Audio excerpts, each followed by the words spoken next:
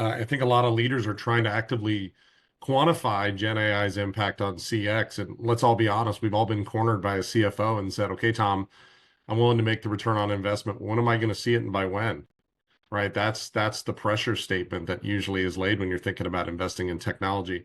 I try to coach all of our partners on really four different key categories that I think when we're trying to dovetail our business case on Gen AI's impact. The first is efficiency and productivity. And that includes things like FCR, as we talked about at the onset, handle time, right? Gen AI can reduce AHD by the pre-filled forms, summarization of calls, resolving issues faster via automation.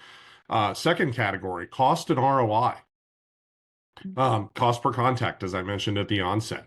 The labor cost savings. I mean, based on a reduced average call duration, things like deflection to bots, or fewer escalations, you will see a lesser need for human engagement on that particular call type or queue.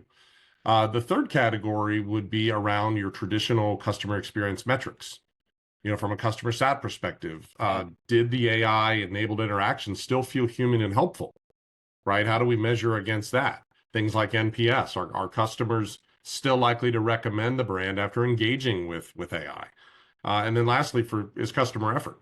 Was the issue resolved with minimal effort on my part? Gen AI should ideally reduce the friction.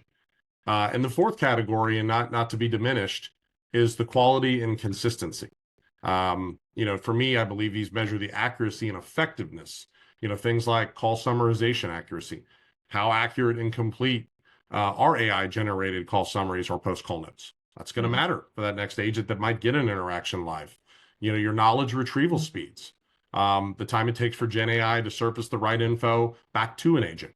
And then lastly is sentiment accuracy.